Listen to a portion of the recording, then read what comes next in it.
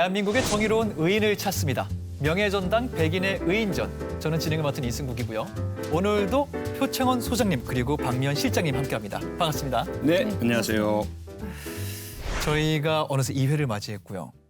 피드백 안 여쭤볼 수가 없습니다.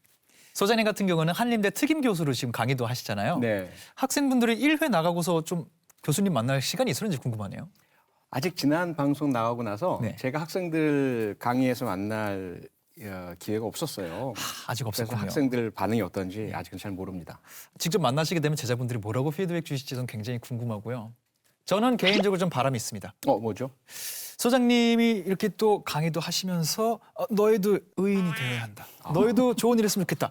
이 영향력을 발휘하셔서 언젠가 우리 의인 후보의 제자분들이 나오시는 날이 도래한다면 저는 너무 기쁠 것 같다는 생각이 들어요. 네, 아마도 우리 젠지 세대 학생들은 네. 제 얘기보다는 이승국 씨 이야기에 더 귀를 기울일 겁니다. 그래서 제가 네. 이승국 씨가 꼭 그런 네. 부탁을 했다라는 말씀 전해드리도록 하겠습니다. 이렇게 말씀해 주시니까 제가 뭐라도 된 것 같은데 혹시나 제 얘기 들으시는 분이 계시다면 요건 제가 정말 강력하게 말씀드리도록 하겠습니다. CCTV 앞에서 하세요. 좋은 일 기록되면 이왕 좋잖아요. 좋은 일 사람들이 보는 앞에서 하면 더욱 기분 좋으실 겁니다. 시장님은 1회 나가고 나서 좀 어떤 피드백 들으셨는지 궁금해요. 주변에서 연락을 많이 해와서요. 네. 격려해 주시고 이래서 굉장히 기분이 좋았는데 네. 또 그만큼 또 이 자리의 무게감이라 해야 될까요? 그런 것들 때문에 네. 예, 한편으로는 부담이 됐습니다. 이승국 씨는 어떠셨어요? 예상은 했지만 역시 지인들로부터 네가 뭔데 거기 앉아있냐. 의인을 선정하는 자리에 네가 왜 있냐. 라는 친구들의 이런 농담도 좀 있었고요. 동시에 이런 프로그램 너무 좋다. 응원해 주시는 분도 굉장히 많았습니다. 근데 어쨌든 우리 셋이서 네. 부담을 많이 가져야지 좋은 프로그램 만드는 거 아닌가요? 그것도 맞습니다. 우리가 여기서 나누는 얘기들이 많은 분들께 가 닿기를 바라는 마음으로 각자의 부담감으로 이 자리에 앉아 있습니다. 그래서 또 우리 각자의 방식으로 의인분들이 많이 발생할 수 있도록 저도 굉장히 열심히 홍보하고 있고요. 두 분도 열심히 홍보하셔야 됩니다. 네. 의인이 많이 등장하도록. 저도 열심히 하지만 네. 천재 이승국 씨가 홍보를 한다면 상당히 많은 반향이 있으리라 저는 믿어 의심치 않고요. 이야. 그래서 의인 영상 예. 우리 방송국으로 쏟아질 것으로 기대하겠습니다. 오프닝을 제가 이렇게 던지면 안 됐었네요. 어떻게 던져들어도 이렇게 돌아온다는 사실을 오늘 제가 배웠어요. 3회부터는 다르게 제가 멘트를 해볼게요.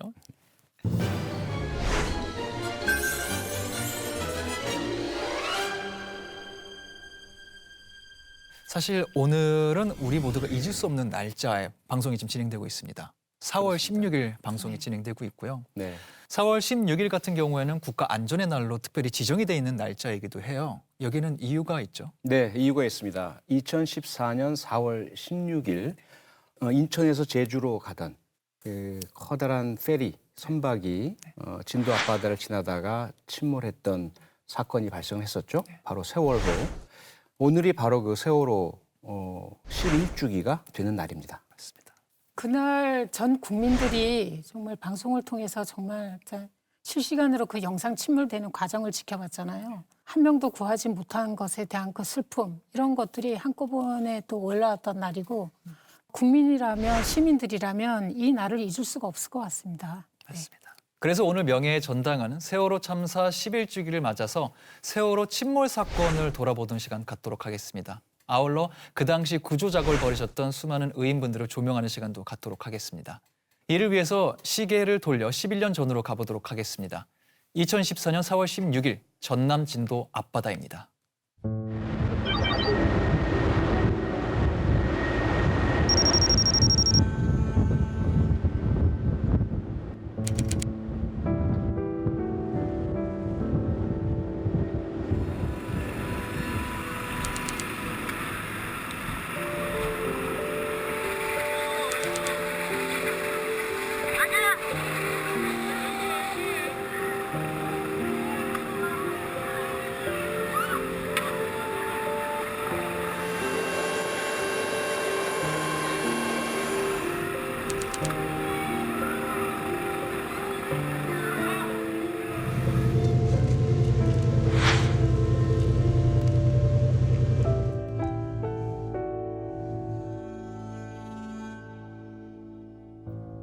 사실 21세기에 우리 사회에서 저런 일이 있었나 할 정도로 여전히 정말 믿기 어려운 참사고요. 해를 거듭하면 거듭할수록 이 시점이 되면은 굉장히 화나고 슬프고 다시 있어서는 안 되는 그러한 사회적 참사다, 재난 참사다 그렇게 생각을 하게 됩니다. 사실 저는 개인적으로 가장 많은 희생자가 나왔던 단원고 학생들하고 제 딸하고 같은 연령대예요. 저 희생자들 중에 한 명이 내 딸일 수도 있다, 내 조카였을 수도 있다라는 생각을 도저히 떨칠 수가 없고 TV 화면에 전원구조라는 잘못된 자막이 나와서 헛된 희망을 줬다가 실상은 전혀 그게 아니었던 것도 밝혀지고 또 말로 다 표현하기 어려운 그런 상황이었죠. 맞습니다. 이 사회 구성원으로 살고 있던 사람으로서 너무 슬프고 실망스러웠던 기억으로 크게 남아 있어요. 잠깐 이렇게 영상을 봐도 굉장히 감정적이 되는 것 같은데 이런 세월호를 돌아보면서 사실 이렇게 말씀을 하시는 경우도 있어요. 너무 많이 얘기했다. 이제 그만 잊고 넘어가자라고 말씀하시는 의견도 분명히 있거든요. 이런 의견들은 또 어떤 말씀 하시고 싶은지도 궁금합니다. 드리고 싶은 말씀이 많죠. 제 딸아이가 4살 때 감기 때문에 끙끙 앓고 있었어요.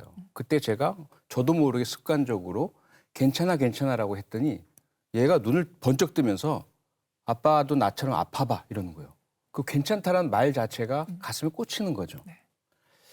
직접 그런 슬픔과 아픔을 겪지 않은 사람이 한 걸음 떨어져서 객관적이라는 어떤 위장하에 너무 오랫도록 그러시는 거 아니에요? 이제는 잊을 때 됐지 않아요? 라든지 왜 그렇게 티를 내세요? 라든지 이런 식의 말을 던지는 건 그 자체가 아픈 사람에게는 화살이 되고 또 창이 되고 상처를 헤집는 소금을 뿌리는 그런 일이 된다는 거 우리 잊지 말았으면 좋겠고요. 그런 부분들을 다 떠나서 우리가 이제 실패학이라는 게 있습니다.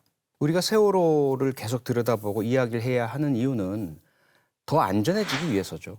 다시는 우리에게 또 우리의 자녀들, 손자녀들에게 그런 일이 발생하지 않도록 해야 된다라는 그런 어떤 우리들끼리의 약속, 이걸 지키기 위해서죠. 이런 일이 발생하면 우리는 어떻게 대비를 하고 있어야 하며 피해자들에게는 어떠한 치료와 또 치유와 공감과 또는 준비와 배려가 필요한지 아직 확립되지 않았습니다. 그래서 여전히 우리는 세월호 이야기를 해야 하고 더 안전한 사회가 되기 위해서도 끊임없이 더 이야기를 해야 합니다.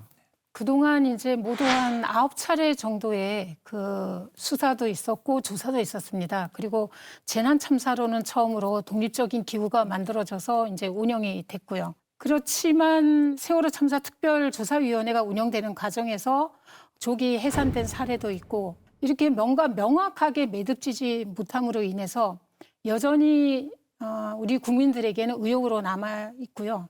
그런 것들을 벗겨낼 수 있는 그런 과정들이 저는 좀 더 모색이 돼야 된다고 생각을 합니다. 세월호라는 상처가 아물지 않는 한 세월호는 끊임없이 여전히 침몰하고 있을 것이다라는 생각도 좀 하게 되고요.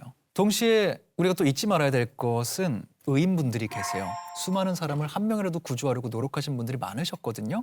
기억들 나시죠? 네. 당연하죠. 너무나 많은 분들이 막 떠오릅니다. 그 당시 이제 TV 화면으로만 볼 수 있었지만 그 수많은 자원봉사자분들 서로 다른 밥차들 계속해서 설거지하고 닦고 씻고 해주셨던 분들 그리고 여러 군데 실종자 가족들이 계셨잖아요. 당장 이제 진도 팽목항으로 오셔야 되는데 교통편이 여의치 않아서 발을 동동 구르실 때 돈도 안 받고 그 많은 비용 다 감수해 가면서 그분들 실종자 가족분들 실어 날아주신 택시 기사분들 한 분 한 분 이렇게 수습하고 도와줬던 현장 국립과학수사연구원 직원 여러분들 많죠. 그중에서 특히 저는 민간 잠수사분들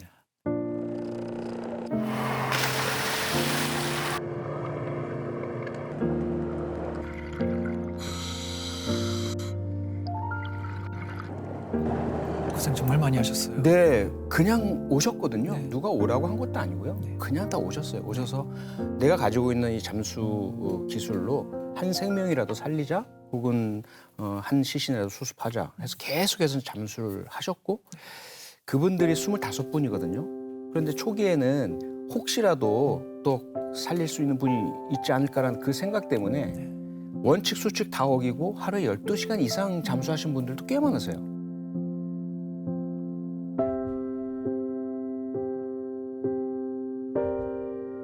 굉장히 위험했던 걸로 알고 있어요. 굉장히 위험한 평상시라면 절대로 하지 않으실 예. 일반 아마추어 잠수에 막 그 입문하는 분들이 그렇게 하려고 해도 막 못하게 하실 분들이거든요. 예, 그분들은 다 전문가들이시고 그런데도 무리하게 하셨어요. 당연히 후유증이 남죠.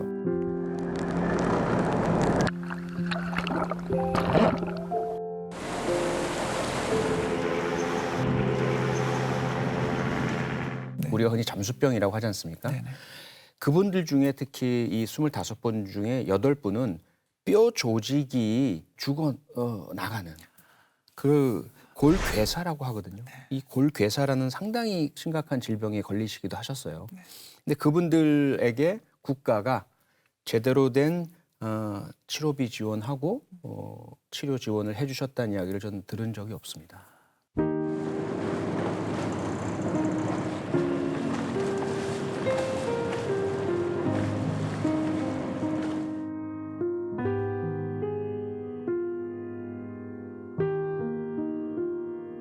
안타깝게 돌아가신 분들도 계시잖아요. 그 수색 작업에 참여했다가 사망한 고 이광욱 잠수사. 수색 과정에서 물살에 휩쓸려서 정신을 잃고 병원에 이송이 됐는데도 깨어나서 다시 현장에 복귀했던 고 김관홍 잠수사. 그리고 지난해에는 한재명 잠수사가 골괴사와 트라우마로 시달리다가 생업을 포기하고 이라크에서 일을 하다가 돌아가신 것으로 알려져가지고 많은 분들이 비통을 했죠.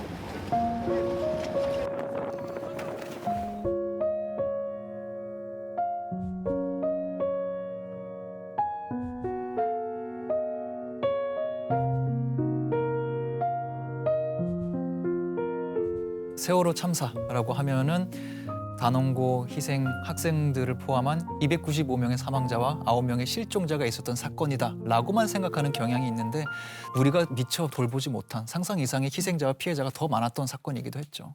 또 그런 면에서 강원도에서 잊지 못할 의인이자 희생자분이 또 있으시죠. 네, 그렇습니다. 영상으로 만나볼까요?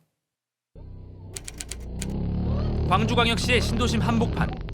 상공에서 헬기 한 대가 수직에 가깝게 도로로 곤두박질합니다. 순식간에 불길이 치솟고 검은 연기가 피어오릅니다. 강원 소방본부 소속 헬기는 지난 14일부터 세월호 실종자 수색 지원에 나섰지만 기상 상황이 좋지 않아 강원도로 복귀하던 중이었습니다. 행목항에서 일을 마치고 광주공항에 와서 왔다가 일 마치고 돌아가는 길이었습니다. 광주 공군기지에서 이륙한 지 4분 만이었습니다. 이 사고로 조종사 정성철 소방경, 박인돈 소방위, 정비사 안병국 소방장, 구조 구급대원 신영용 소방교와 이은교 소방사 등 5명이 순직했습니다.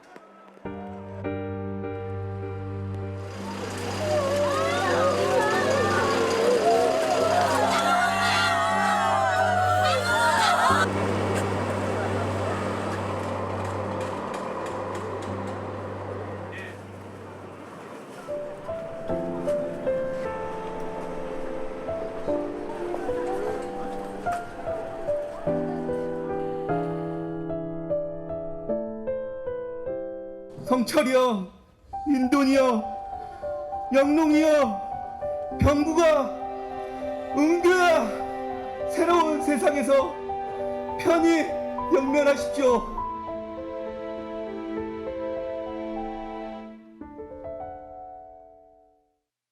뒤늦게나마 정말 희생되신 분들의 명복을 빌도록 하겠습니다. 우리가 이거에도 얘기를 해볼 게 있다면 이런 점은 짚어볼 필요가 있을 것 같아요. 이런 사고는 어쩌다가 좀 벌어지게 된 건가요? 그 수색 지원 업무를 마치고 워낙 기상 상황이 좋지 않기 때문에 다시 돌아오라는 그런 이제 지시를 받고 광주 공항에서 강원도로 돌아오기 위해서 이제 이륙을 했습니다. 네. 그런데 이륙한 지 4분 만에 저렇게 추락을 하게 된 것이었거든요. 도대체 그 원인이 무엇인지에 대해서 많은 조사를 했지만 사실 전소 전파가 됐기 때문에 명확하게 규명하기는 어렵고요. 헬기 자체의 어떤 노후라든지 기상 상황의 악화 이런 어떤 부분들에 대한 어떤 의심, 추정만 할 수 있을 그런 상황이었습니다. 중요한 점이 그 헬기가 추락했던 그 장소거든요. 고층 아파트가 있고 또 학교 그리고 뭐 상가가 밀집한 지역인데 그 추락한 그 그 지점은 사람들이 전혀 없는 그런 지점이었어요. 네. 조종사가 마지막까지 민간인 피해를 줄이기 위해 가지고 조종관을 끝까지 잡고 있었다는 그런 점에서 굉장히 의로운 행동이라고 할 수 있습니다. 피해를 최소화할 수 있는 곳을 마지막까지 고민하고 계셨던 거잖아요. 네네. 더 좀 마음이 숙연해지는 것 같습니다. 이때 좀 많이 알려졌던 것 같아요. 소방관 분들은 국가직 공무원이 아니다. 그래서 이 당시에 소방관 분들의 국가직 전환을 놓고 굉장히 여론이 만들어졌던 걸로 기억하고 있습니다. 맞습니다. 특히나 영상에서 보신 저 사고 헬기에 탑승했다가 순직하신 고 이은교 소방교께서 저 사고 발생하기 1시간 전에 SNS를 올리셨어요. 그때도 그 급박한 순간에도 우리 소방이 이래서는 안 된다. 처우도 개선되어야 하고 국가직으로 전환되어야 한다. 안 그러면 사고 위험도 높고 더 많은 국민들을 구해드리지 못한다. 이런 내용이었거든요. 그러다 보니까 많은 국민들께서 이제 관심을 가지시게 되셨고, 아, 우리 소방이 아직까지 국가직이 아니란 말이야. 그래서 이러한 어떤 국민적 여론 또 사고를 계기로 해서 중앙소방본부가 국민안전처로 이관이 됩니다. 네. 그리고 단계적으로 국가직화의 그런 그 전환 결정이 내려졌거든요. 네네. 그리고 2019년에 결국 국회에서 법안이 통과되면서 수건이 이루어졌습니다. 국회를 통과한 소방관 국가직화 관련 법안은 소방기본법과 지방공무원법 등 6건입니다. 1973년부터 국가직과 지방직으로 이원화돼 있던 소방공무원의 신분이 47년 만에 국가직으로 통합됐습니다. 국민들의 바람대로 될 때까지 한 5년 정도가 걸린 거예요. 그로부터도. 네. 그때 당시 국회에 계셨던 걸로 알고 있는데 좀 분위기 어떠셨는지 기억나세요? 네, 당시에 제가 국회 행안위, 행정안전위원회라서 이 소방과 경찰 등 관장하는 위원회였거든요. 그래서 그 당시에도 이제 이 국가직화에 대한 치열한 공방이 있었습니다. 장단점이 당연히 있겠죠. 현재 같은 지방직화가 있을 때 오히려 각각 지방의 재난 상황에 더 적응해서 잘 대응할 수가 있다. 국가직화가 되면 경직된다. 이런 이제 반론도 있었고요. 네.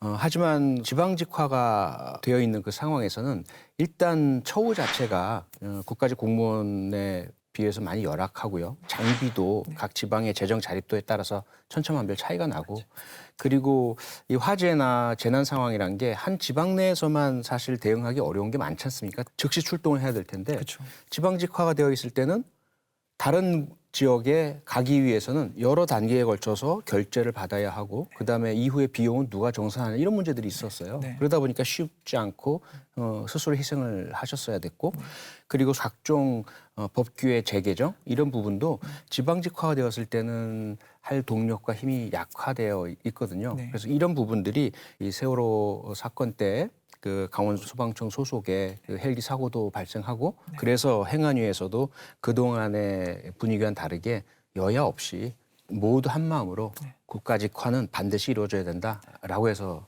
바로 통과가 되었습니다. 가슴 아픈 사건이었지만 이 사고를 계기로 소방관 분들의 국가직 전환이 진행되었다는 점은 굉장히 고무적인 면목인 것 같아요. 하지만 이렇게 큰 그림이 아니라 개인으로 이야기를 좀 좁혀보자면 누군가의 친구였고 지인이었고 무엇보다 누군가의 가족이었잖아요. 남겨진 가족분들의 상처는 사실 저희가 함부로 가늠할 수 없는 것 같아요. 그렇죠. 오늘 같은 날이면 더 그 상처가 상기가 될 것 같고요. 그런 점에서 정말 잊을 수 없는 그러한 상처라고 생각이 됩니다.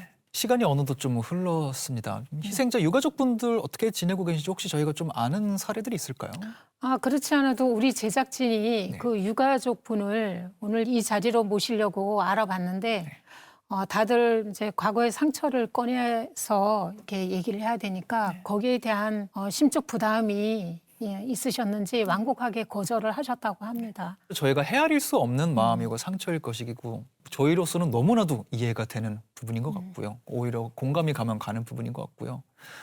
어떤 희생자분 유가족 같은 경우에는 아예 이민을 가신 케이스도 있다고 들었어요. 네, 그렇습니다. 과거에 그런 상처와 아픔을 갖고 사는 게 견디기가 굉장히 힘들지 않았을까 짐작을 해보게 됩니다. 네. 11년이 지나며 이 목소리 반복하시는 분도 있지만 목소리의 크기, 목소리의 개수 줄어들고 있는 건 또 사실이거든요. 오늘 하루만큼은 다시 한번 큰 소리로 반복해보고 싶습니다. 잊지 않겠습니다. 다시 반복하지 않겠습니다.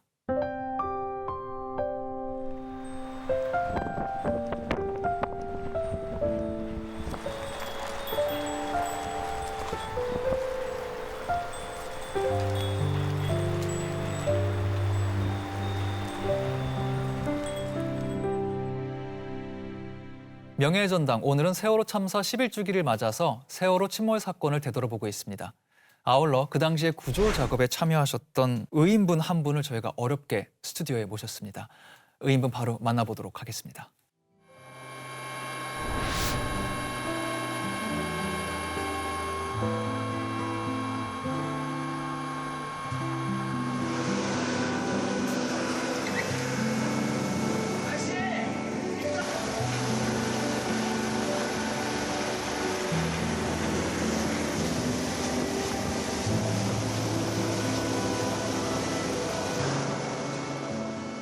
세월호 의인으로 알려진 화물차 운전기사 김동수 씨가 지난해 세월호 침몰 사고 당시 배에 타고 있던 학생 10여 명을 적극적으로 구조하는 영상으로 파란 바지 아저씨라고도 불리며 화제를 모았습니다.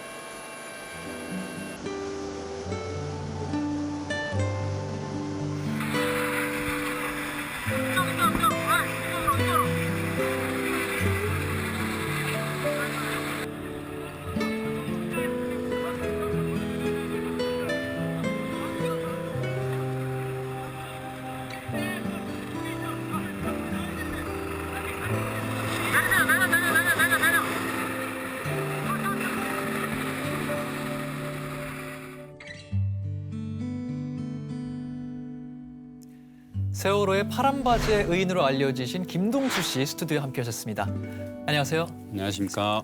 제주도에 거주하고 계신 걸로 알고 있는데요. 예, 오늘 어떻게 따로 올라오신 건가요? 예, 비행기 타고 올라왔습니다. 너무 감사합니다. 이렇게 함께해서 다시 한번 너무 감사합니다. 네. 요즘 어떻게 지내고 계신가요? 지금 마라톤 하고 그다음에 병원 계속 다니고 있습니다. 건강은 괜찮으신 건가요? 병원 어떠신가요? 근데 이 하다 보니까 마디하고 이런 허리하고 어깨 이런 부분들이 파열된 데가 많이 있어요. 이제는 겨울이 이제 시작되면서부터 4월달, 5월달까지는 통증이 계속 물려서 계속 병원을 다니지 않으면 견딜 수가 없습니다.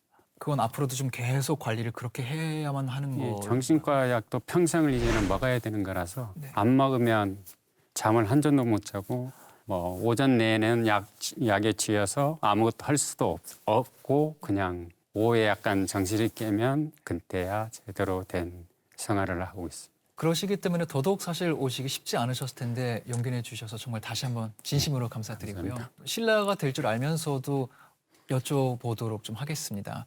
시기를 조금 되돌려서 2014년 얘기를 좀 해봐야 될 것 같아요. 예, 세월호에 당시 탑승하고 계셨습니다. 예. 어떻게 당시 세월호 안에 탑승하고 계셨었나요? 저는 그 화물 기사라서 네. 비행기를 타고 오려고 하는데 갑자기 친한 화물 기사들이 비행기 타지 말고 자기네 다 배 탈 거니까 그래서 같이 배 타고 가자고 해서 그래서 할 수 없이 그 배를 타게 됐습니다. 그렇게 탑승한 배가 4월 16일 이른 아침 예. 사건을 좀 맞이하게 됩니다. 예. 안에 당시 좀 상황이 어땠나요? 배가 그 방향으로 원래는 안 다니거든요. 네. 배가 멀리 다니는데 네. 왜 일로 오지? 이상하네? 해서 나가서 보니까 네.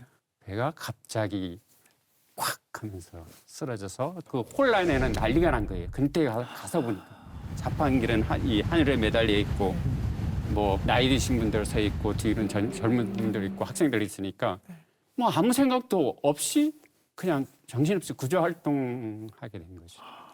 근데 지금 그냥 아무 생각 없이란 말씀을 하시는데요. 그리고 영상을 보니까 상당히 긴급하고 위급한 배는 점점 기울어져 가고 있고 누구라도 자기 먼저 살아야 되겠다는 생각을 할 때인데 김동수 씨는 본인 몸을 호수로 소방호수로 이렇게 감고는 계속해서 10여 명의 학생들을 계속 구조를 해주시거든요.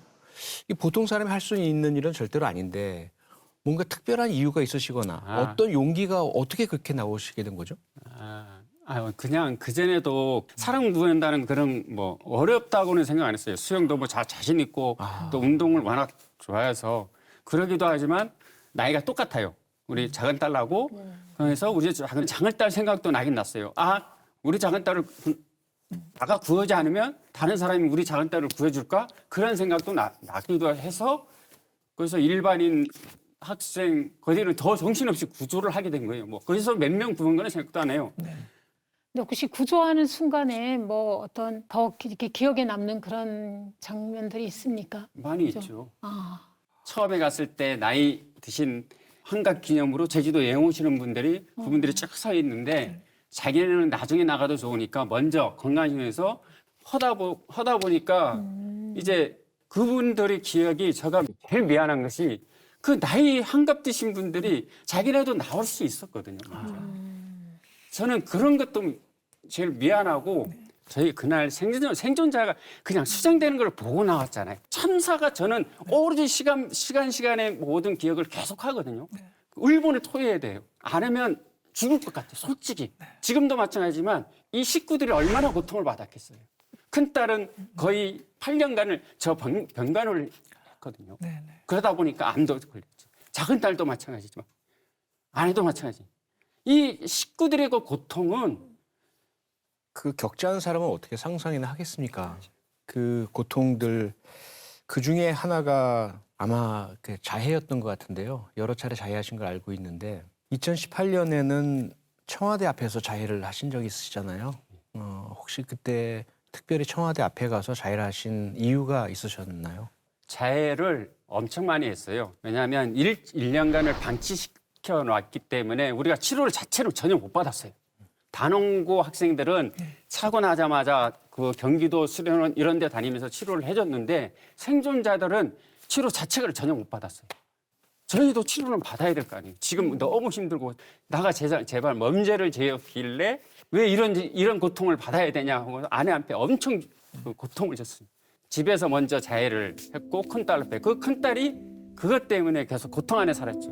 또 2차는 도청 앞에 가서 치료해 주라고 해서 도청에서 발목을 다 했고 이 속에 걸 울분이 터질 줄 알아가지고 그래서 자해를 하게 된 거고 그래서 뭐 이 그런 것들을 본 이 가족들이 어떠겠어요? 그러니까 이 삶이 아니겠죠. 그러다 보니까 딸들도 아내도 마찬가지 다 병에 걸려서 이제는 다 힘들어할 수밖에 없는. 이거는 아니 솔직히 솔직히 너무하는 거 아닙니까? 왜 나가 이렇게 거짓말쟁이 사는 인간들 같이 살아야 되냐고. 인간들아 그렇게 살면 안 되는데요. 찍어요. 그만 찍어. 뭘 찍어요. 뭘 뭔데를 찍어. 당신들이 다 도망갈 때 저분이 다 하고 있어. 이런데 다 도망칠 때 니네들이 다 도망갈 때 도망갈 때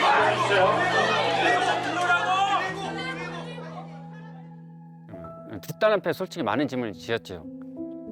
큰 딸은 계속 시험 준비도 소방관 시험 준비도 했지만 제가 힘들면 딸이 4월 16일에 오기 시작하면 다시 몸이 안 좋으니까 병원 입원을 시켜야 되니까 입원을 하면 다시 와서 병간호를 해야 되고 이런 것 때문에 딸들한테는 너무 죄인 아닌 죄인으로 남아있고 저는 딸들만 보면 계속 죄인이 될 수밖에 없었고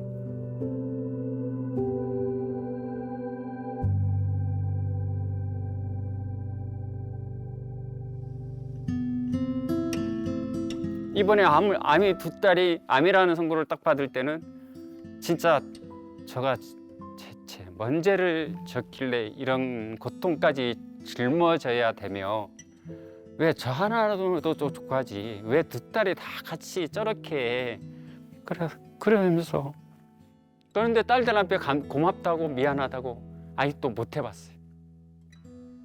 저 자신이 너무 미안하니까 고맙다고를 얘기를 못 하겠어 솔직히 말해서. 그래서 딸들한테 아직도 고맙답니다. 말씀을 들으면서 정말 스스로 많은 반성을 하게 되는 것 같아요. 정말 돌아가신 분들 그리고 단원고 학생분들이라는 큰 주제로 생각을 해왔지 영상으로 본 게 아니라 그걸 바로 눈 앞에서 보셨던 분들 그 생존자분들이 여전히 이렇게 고통받고 살고 계신데 그분들에 관해서 충분히 우리가 관심을 쏟고 이분들이 필요한 이분들을 위한 도움을 드리지 못했다는 점에 대해서는 좀 지속적인 반성을 하게 되는 것 같습니다. 지금 김동수님 말씀만 들어도 뭔가 정말 우리가 이렇게 그 고통과 아픔 오랜 세월 동안의 트라우마가 이렇게 느껴지잖아요. 더 큰 문제는 아버지가 이런 강하고 큰 트라우마를 오랜 시간 동안 계속해서 겪고 계실 때 함께 사시는 가족분들은 과연 어떨까 그 트라우마는, 그 아픔은, 그 고통은 그대로 사실은 가족들께 전이되고 전파될 수밖에 없거든요. 가족의 어떤 해체까지 이룰 수 있는 그런 이제 공동체의 그 아픈 고통이 이어지는데, 그분에 관해서 조금 전에도 김동수님께서도 말씀을 직접 또 해주셨어요. 우리 가족도 우리 딸들도 이런 고통을 겪었다도 말씀을 해주셨어요. 투병하고 계시다고 또 밝혀주셨는데 그 전에 사실 뭐 구급대원이 되셨다고 들었어요. 이게 또 아버님의 경험에서 좀 이렇게 따님들이 선택한 것도 있을까요? 딸은 원래 해경을 하고 싶었는데 네. 좀 안 좋은 거를 보면서 아 이걸로 가면 안 되겠다 가지고 소방을 가겠다 해서 했는데 공무원이 이번 돼서 공무원을 갖고 작은 딸은 아빠의 한을 풀어주겠다고 해서 그 작년에 소방관이 돼서 지금 대구에 있고, 작은 딸은 지금 갑상선 암인데 또 아기가 있으니까 또 아기를 낳고 수술을 해야 된다고 하니까 그래서 지금은 휴직한 상태인데, 이런 걸 보면서 저는 가슴이 너무 억울해, 솔직히.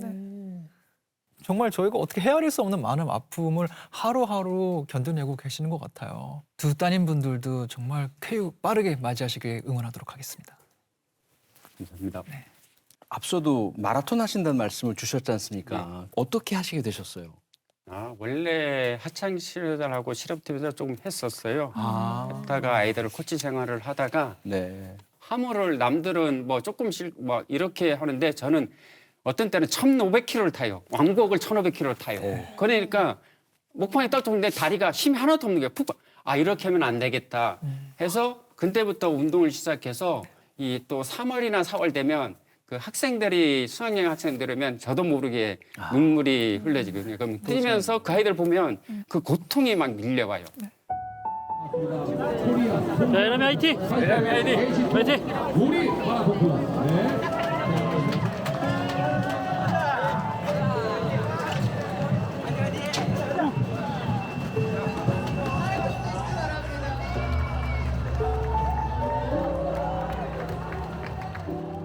한 1년간을 식물인간으로 산 적이 있어요. 4년 전인가? 모든 것이 갑자기 몸이 다 마비되면서 아무것도 할 수 없었어요. 그냥 자기 전에 내일 아침에 눈이 안 떠졌으면 좋겠다고 기도를 하면서 제발 아침에 눈이 안 떠졌으면 좋겠다. 어느 꼬맹이가 들꽃을 하면서 저한테 딱 치면서 아저씨 힘내세요 하면서 다음 아침부터 그러면 나가 할 수 있는 건 오로지 뛸 수밖에 없는 것이 나가 할 수밖에 없다. 작년에는 그 학생들이 가고 싶었던 여행지를 3일에 걸쳐서 뛰었고, 누가 뭐래도 저는 세월호 진상규명이 되는 그 한까지는 제가 그 이권을 놓을 수 없어서 저는 끝까지 달릴 겁니다.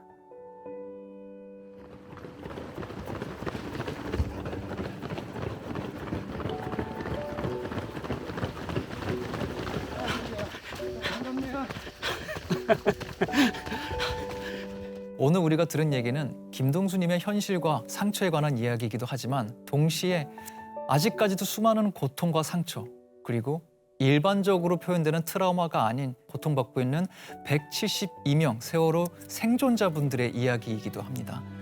저희가 감히 이런 말을 할 수 있는 자리인지는 모르겠지만 아무쪼록 1초라도 빨리 그 모든 분들의 상처가 조금이라도 아물고 이분들이 겪는 트라우마가 하루라도 빨리 끝날 수 있기를 응원하고 각자의 위치에서 할 수 있는 일을 하도록 하겠습니다. 그 모든 시작은 이 날을 잊지 않는 것부터 시작되는 것 같다는 생각이 듭니다. 이런 참사의 피해자, 생존자에 대해서는 국가가 끝까지 일상을 회복할 때까지 치료해드리고 치유해드리고 도와드리고 해야 되거든요. 근데 과연 우리는 그렇게 하고 있나? 이 부분은 참 안타까운 현실이고 반성이 되는 현실입니다. 근데 이게 접근이 불가능한 건 아니잖아요. 해외에서는 좀 치료를 노력하는 사례가 있다고 들었거든요. 네, 해외 사례가 있죠. 네. 미국은 9.11 테러가 있었잖아요. 그 2001년도의 일인데 생존자 치료 지원을 2090년까지 하기로 했어요. 사실은 평생 지원을 한다는 거죠. 우리는 왜 이런 제도가 없나 정말 너무 화가 나고 좀 안타깝기도 하고 제대로 좀 치료 지원이 됐으면 좋겠습니다. 9.11 테러 말씀하시니까 이것도 알려진 분들에게는 알려진 거이기도 한데요. 뉴욕에 있는 추모 박물관에 가면은 거기 메모리얼 홀, 기념관 같은 게 있어요. 거기 한쪽 부분이 굉장히 크게 영어로 써 있습니다. No day shall erase you from the memory of time. 시간의 기억으로부터 단 하루도 당신을 지울 수 없다라고 굉장히 강력하게 표현해 놓은 건데요. 아무리 오랜 시간이 흘러도 우리나라는, 우리 사회는 여러분을 기억할 겁니다. 여러분을 위할 겁니다라는 마음이 담긴 문구죠. 이런 부분은 사실 좀 부럽다고 표현을 하게 되는 것 같습니다. 거기에는 사실 이유가 있지 않습니까? 참사가 정해놓고 닥치는 게 아니잖아요. 누가 참사 피해자가 될지 모르는 거 아니겠습니까? 세월호 참사 발생한 이후에도 우리는 여러 건의 또 다른 참사들을 겪었습니다. 최근에도 무안공항에서 제주항공의 참사가 발생을 했고요. 강원 지역에서도 산불과 폭설로 인한 참사들 계속 이어지지 않습니까? 청주 오송 지역에서도 지하차도 참사가 발생했고요. 매해 매 계절마다 그래서 우리는 참사라는 것은 남의 일이 아니다. 우리 모두의 언젠가는 닥칠 수 있고 지금 당장 참사를 당한 분은 어쩌면 우리보다 먼저 당하신 것이다. 이렇게 생각을 해야 될 테고요. 그래서 국가가 국민 모두가 관심을 가지고 참사 피해자 지원 시스템을 만들어야 하는 거죠. 11년 전 2014년 4월 16일 우리는 굴하지 않고 진상규명을 위해 싸워왔습니다.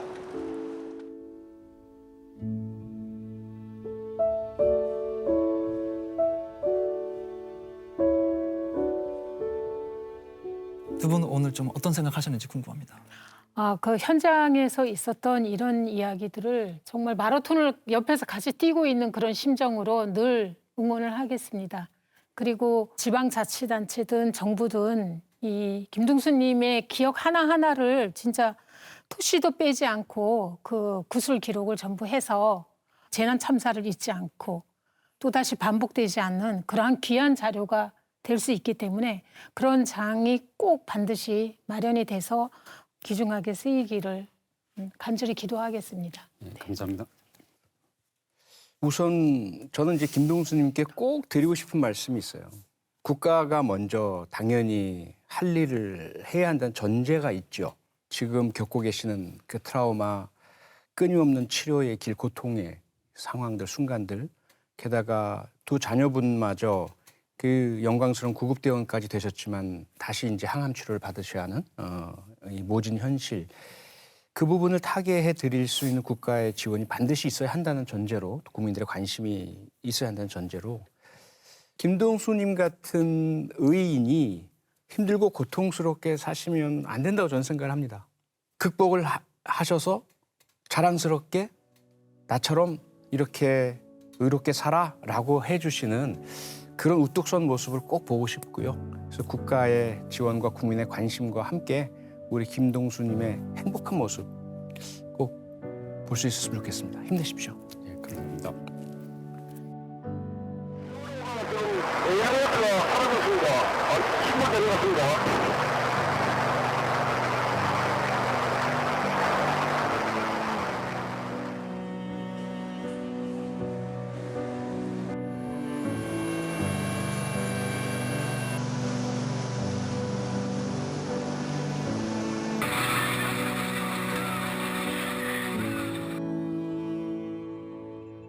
대한민국 역사에 오래도록 남게 될 가장 큰 비극 중에 하나죠. 그런데 그 비극 속에서도 자신의 안위를 돌보지 않은 채 다른 사람을 구하기 위해서 애썼던 의인들이 많이 계시거든요. 그중에 오늘 우리가 만났던 김동수 씨, 파란 바지 의인으로 그 당시 알려졌었죠. 김동수 씨뿐만 아니라 잠수사분들, 그리고 그 수많은 영웅과 의인들 오래도록 기억해야 한다라는 의미에서, 그리고 그분들이 계시기 때문에 우리 대한민국이 오늘을 안전하게 살 수 있다라는 그 명확한 이유가 있기 때문에 세월호 의인들을 명예의 전당에 모시기로 저는 적극적으로 찬성을 했습니다. 다른 생명을 구하기 위해서 마지막 순간까지 애를 썼잖아요. 그분은 당연히 저는 명예의 전당에 올라야 되고요. 감히 어떤 평가나 잣대를 들이대지 않아도 될 정도로 충분히 이분들은 명예의 전당으로 올려야 된다고 생각을 합니다.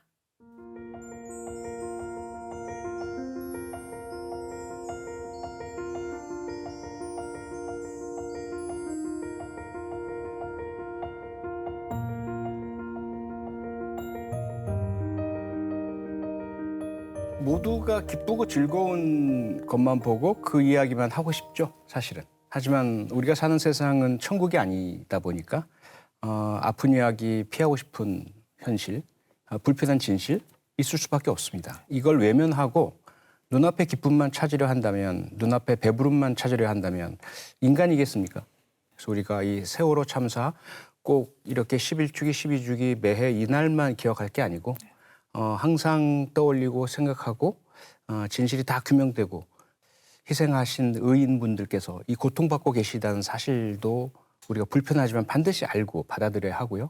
부끄러운 현실을 타개하기 위해서 우리 한 명 한 명이 꼭 할 수 있는 일들을 하면서 우리가 자랑스러운 대한민국이 될 수 있도록 노력했으면 좋겠습니다. 그리고 오늘 바로 이 프로그램에서도 우리 사회의 어두운 단면 그리고 실질적으로 치료가 되지 않는 이러한 모습을 보면서 이런 것들이 제도 개선이 되고 체계적으로 돼서 진정한 치료가 될 수 있는 그런 전기가 됐으면 하는 그런 간절한 바람을 갖게 됩니다. 아직 못다한 이야기나 또 시청자분들 아니면 사회 구성원분들에게 나눠주고 싶은 당부의 말씀도 있으신지 궁금합니다. 저희 와이프가 지금 긴장을 하고 있거든요. 왜냐하면 또 이 남편이 또 올라오면서 누구하고 또 싸우지 않으니까 막 가슴이 조여오고 억지로 웃고 저한테 웃는 모습을 보이려고 노력하는 진짜 바보 같은 아내. 그래서 제가 부탁을 한 것이 있어요. 제발 놓아줘. 그냥 다 놓아주면 편할 건데 자기는 끝까지 데리고 갈 거고 그 원수는 나중에 자기한테 갚으라고 하는 아내에게 또 감사하다고 얘기는 하고 싶습니다. 다시 한번 오늘 함께해 주셔서 정말 감사합니다.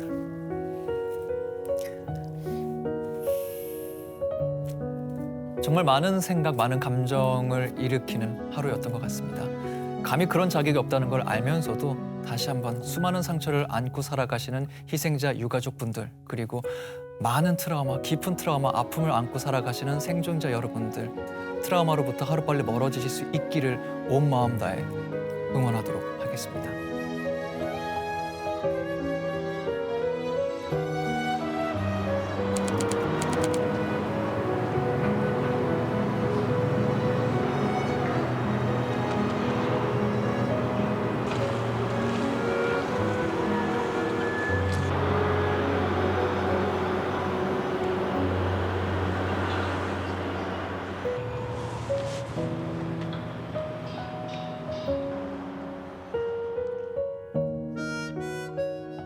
대한민국 5천만 국민 모두가 정의로운 의인이 될 때까지, 대한민국이 의인이 필요 없는 사회가 될 때까지 명예전당 불 계속 밝혀두도록 하겠습니다.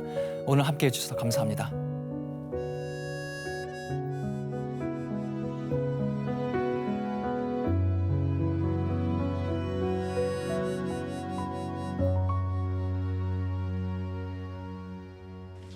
어, 10년 전 세월호에 탑승했던 김동수입니다. 그날 300명이 되는 눈망울 보기 나왔기 때문에 그 참사에 대해서 너무나 잘 압니다. 나이 드신 분들이 먼저 자기 먼저 순번이지만 먼저 젊은 사람들부터 보내서 구조활동해서 도왔던 분들이 그 배 안에 그냥 수장대에 들어가는 모습을 저는 다 보고 나왔기 때문에 아직도 저는 그 광경이 유리창만 봐도 그날 생각이 나고 이 몸이 너무 부끄럽고 너무 미안합니다. 이 국가가 생존자들이 살 수 있게 제대로 얼굴 들고 세상 밖으로 나갈 수 있게 많은 힘이 부탁드립니다.